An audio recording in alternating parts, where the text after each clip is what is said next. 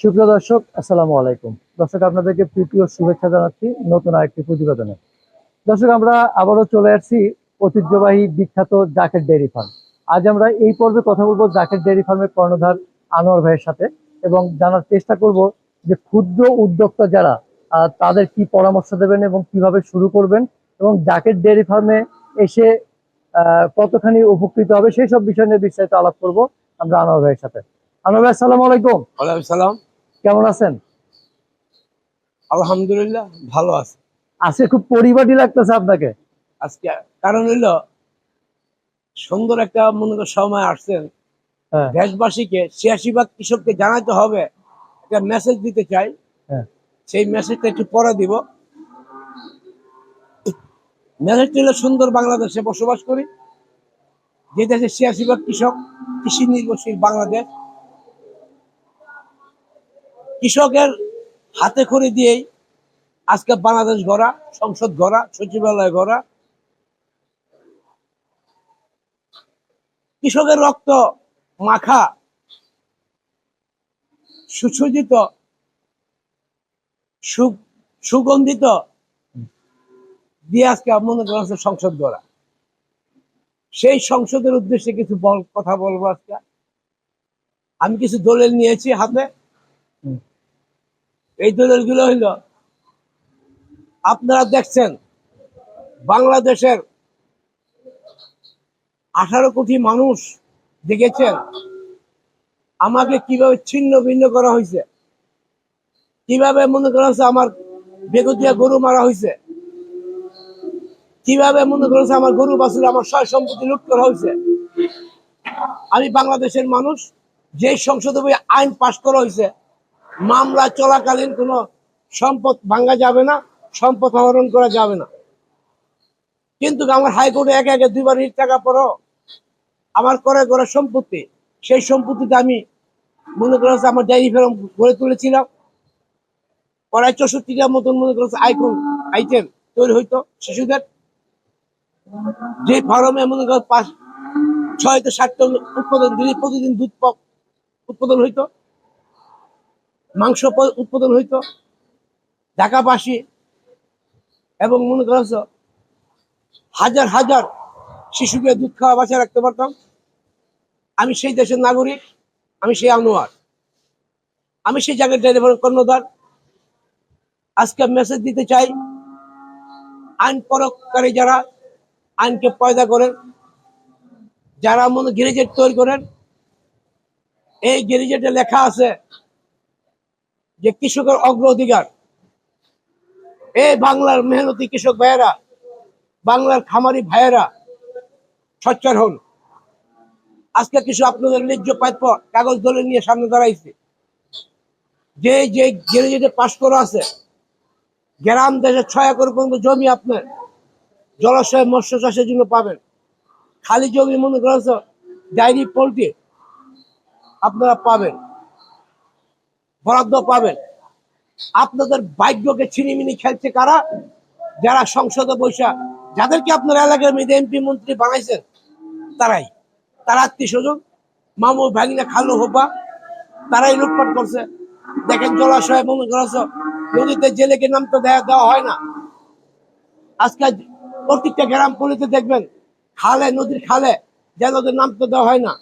কি হয়েছে? ও এমপি মাছ চাষ করছে, ও এমপির ভাগিনা মাছ চাষ করছে, চাচা মাছ চাষ করছে, এমপিরা মাছ চাষ করে, কিন্তু জেলে জেলে মাছ ধরে মাছ খেতে পারে না। আজকে এই এই গেজেটে পাশ করা আছে যে খেটে খাওয়া মানুষ এবং কৃষকরা ডায়েরি, পোল্ট্রি, ফিশারি অগ্রাধিকার, কিন্তু তাদেরকে লিজ দেওয়া হয় না। লিজ দেওয়া হয় এমপি মন্ত্রীকে, বাংলা ভাইনাকে। যারা যারা মনে করছে, যাদের প্রশাসন আছে, যারা এমপি মন্ত্রী হইতে পারছেন, তারা দেশ থেকে শোষণ করে নিচ্ছেন। আজকে কেন রে ভাই? আমরা এই দেশে কৃষক, আমরা দেশ গড়া কারিগর, আমরা দেশ গড়তে শিখেছি, আমরা জাতীয় কিছু দিতে শিখেছি। আমরা আসিবে দেখতো আজকে ঢাকা শহরে বইয়া, অট্টালিকায় বৈশা আপনারা মনে করছেন ভালো ভালো মাংস, ভালো ভালো মুরগি, ভালো ভালো গরুর মাংস, ভালো ভালো খাসির মাংস, ভালো ভালো দুম্বার মাংস, ভালো ভালো গারলের মাংস, ভালো ভালো ভেড়ার মাংস খেতে পারে। আমরা আছি দেই মূল্যবান ভালো ভালো সবজিগুলো ঢাকা শহরে আপনারা কিনে খেতে পারেন। কিন্তু যেটা হলো এখন যেটা দেখতেছি, আস্তে আস্তে ক্ষুদ্র খামারি যারা ছিল, যাদের দিয়ে দেশ আগে যাচ্ছিল, সেই সব খামারিরা বসে পড়তেছে। এইটা নিয়ে আপনার মন্তব্য কি? এই কথাগুলো বলছি আপনারা মনে করেছো যে এই পাশে দিয়ে বলি, আমার যে জমি করা করা জমি, যেখানে আমি 30টা বছর বসবাস করছি, ট্যাক্স খাজনা ভ্যাট এবং হোল্ডিং ট্যাক্স পর্যন্ত দিয়ে আসছে, কারেন্ট বিল পানি বিল সবকিছু দিয়ে আসছে 30 বছর। 30 বছর পর সিটি কর্পোরেশন মনে করেছো আইসা বলতেছে, ম্যাজিস্ট্রেট বলতেছে আমার কোনো কাগজপত্র নাই। আরে ভাই, আমার কাগজপত্র নাই,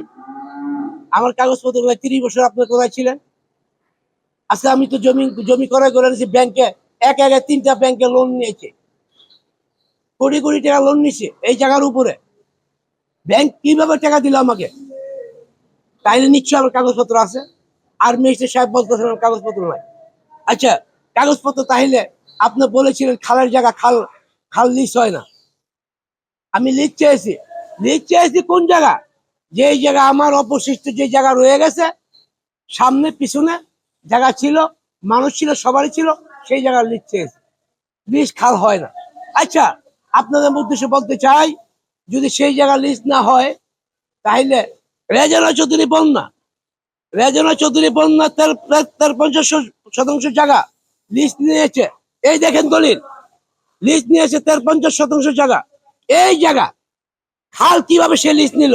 আপনাদের মাধ্যমে জাতিকে জানাতে চাই, এই তার 50 কিভাবে সে লিজ পায়। আচ্ছা, গেল এইটা। আমি কিন্তু 30 বছর ঘুরে আমি লিজ পাই নাই, আমি লিজ চেয়েছিলাম আগে। আচ্ছা, পাইনি। আরেকটা জিনিস দেখেন, আমার যে জায়গা ভেঙেছে, মজার ব্যাপার, এই বাংলার মেহনতি কৃষকরা, এই বাংলার মানুষরা, এই বাংলাদেশের প্রশাসন, বাংলাদেশের আমলা মন্ত্রীরা, সচিবরা জেনে রাখুন, আমার যে জায়গা ভেঙ্গা হয়েছে, যেই জায়গা আমার লুট করা হয়েছে, এই দেখেন। আজকে মনে করেন 1 মাস আগে রেজানা চৌধুরী বন্যা লিখছে, আবার সরকারকে আবেদন করেছে আমার জায়গার উপরে 13% জায়গা সে লিখছে। আরে ভাই, নাচনেওয়ালা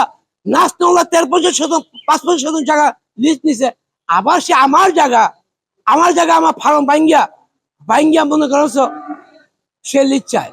আমি প্রথমে বলেছিলাম ডাল মে কুছ কালা হ্যাঁ। এখানেই জেনে রাখুন, বাংলাদেশের মানুষরা জেনে রাখুন, কি খেলা খেলছে বিধাতায়, কি খেলা খেলছে যে রেজানা চৌধুরী বন্যা, কি খেলা খেলেছে প্রশাসন। রেজানা চৌধুরী বন্যাকে ভয় পায় সবাই। আপনার মনে করেছ আজকে মনে করেন ডিসি অফিস ভয় পাইয়া মনে করেছ এই খালকে সই করে কেউ দিতে চায় না, কেউ দিছে। একদিন তাদেরও কাঠ করে দাঁড়াইতে হবে। তার 30 বছর আগে কাগজপত্র আমি জমা দিছি, আমি ন্যায্য প্রাপ্য আইনে পাই, এই যে গ্যারেজেটে পাই, বাংলাদেশে গ্যারেজেটে পাই, গ্যারেজেটে আমি প্রাপ্য। দেখেন গ্যারেজেটে আমি প্রাপ্য যে খাল যদি কৃষি জমি ছাড়া যদি জমি পড়ে থাকে, যে ডায়েরি সেক্টরে মনে করছো ডায়েরি সেক্টরে প্রাপ্য অগ্রাধিকার। কিন্তু আমি পাইলাম না 30 বছরে। রেজানা চৌধুরী বন্যা 6 মাসের জায়গা 55% জায়গা লিজ নিয়ে নিছে 550, দল করছে 100% উপরে। তারপরে আমাকে বলেছিল আমাকে 10 ফিট জায়গা আমার ভেঙে দেওয়ার জন্য, আমার ফার্ম ভেঙে না দেওয়াতে আমার কাল হয়ে দাঁড়ায় আমার ফার্মটা। রেজানা চৌধুরী বন্যা মনে করছো আরো মনে করছো সরকারি কর্মকর্তা এবং মনে করছো এই দেশের মাননীয় প্রধানমন্ত্রীর দোহাই দিয়া শেখ রেহানার দোহাই দিয়া আমার জায়গাটা লুটপাট করে ফেলে। আজকে সেই জায়গা সে লিজ দেয়। আরে ভাই, আপনার রেজানা চৌধুরী বন্যা, আপনি নাচাইবেন, পোলা পাইন দেয়, আপনি গান গাওয়াবেন। আমি বাচ্চাকে যদি লালন পালন করে দেই, আমি যদি বাচ্চাকে সুস্থ দুধ খাওয়াই, সুস্থ মাংস খাওয়াই, শক্তিশালী হইলে নাচবে বাচ্চা, গান গাবে।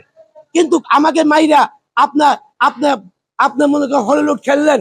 এই দেশের জনগণ জেনে রাখুক, এই দেশের প্রশাসন জেনে রাখুক, এই দেশের সচিবরা জেনে রাখুন, এই দেশের মনে করেন ডিসি অফিস জেনে রাখুন, আপনারা এই কাগজে সই দিয়েছেন, আপনাদের জবাব দিতে হবে একদিন। এই যে একদিন একজন জবাব দিতে হবে, রাতের পর দিন, দিনের পর রাত। কিন্তু দেখেন এই দেশে মনে করা হচ্ছে খুব বর্জিয়াস একটা নেতা ছিল সাদ্দাম হোসেন, কিন্তু সে ওই দেশে ফাঁসের গড়িতে ঢুলছে। আসেন গাদ্দাফির খুব তেজস্বী নেতা ছিলেন, ওই দেশের মানুষের বডির কোপ খেয়ে মরছেন। আজকে মনে করেন দেশ গড়ে কারিগররা বাংলাদেশে শেখ মুজিবুর রহমান কোনদিন ভাবে নাই কোনোদিন যাতে এই দেশের মানুষ তাকে হত্যা করবে, কিন্তু সে চলে গেছে। আরেকটা নেতার কথা না করলে নাই, যে জিয়াউর রহমান মনে করেন দেশের মায়া দুজনেই ছিল। দুজনকে আমি খারাপ কাউকে বলবো না, দেশপ্রেমিক ছিলেন, কিন্তু দুইটা লোককে মনে করেন এই দেশের মানুষ গুলি করে মেরেছে। যেটা এখন রেজারেশনের বন্যা, এই জায়গা আপনি একদিন আপনি বসবাস করতে পারবেন না। আমি আনোয়ার বলে দিলাম, যদি বেঁচে থাকি, আইন যদি দেশে থাকে, তাইলে আপনি এই জায়গা নিয়ে বসবাস করতে পারবেন না। আপনি যত বড় টিলে তৈরি করেন, চলে যাবে, নিঃশেষ হয়ে যাবে। আসেন বাংলাদেশের কৃষক মেহনতি শ্রমিক ভাইয়েরা সোচ্চার হন। আপনারা গ্যারেজের দেখে আপনারা মনে করছেন যার যার জেলায় যার যার জায়গায় আপনারা দরখাস্ত করুন, আপনাদের ন্যায্য প্রাপ্য বুঝে নেন, না পাইলে কাগজ আমাকে নিয়ে যান।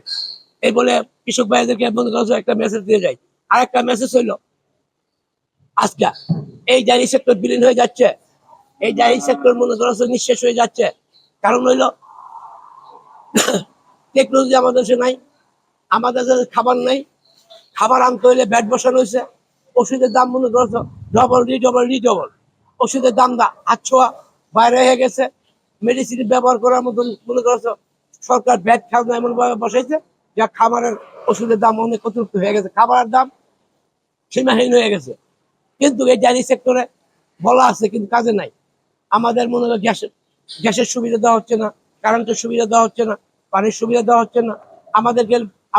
আমাদেরকে মনে করেন আমরা যে ন্যায্য প্রাপ্য, যে আমরা লিজ জমি পাবো, খাস জমি আমরা লিজ পাবো, সেটা আমরা বঞ্চিত। যেহেতু নেই, সবকিছু মিলা জিলা আমরা এখন ছোট হয়ে আসছি। তার মধ্যে বুঝে থাকতে হবে, বেঁচে থাকতে হবে। বেঁচে থাকাই জীবন। যেমন আমি, সবাই বলছে আমি মরে গেছি, না মরে আমি বেঁচে আছি।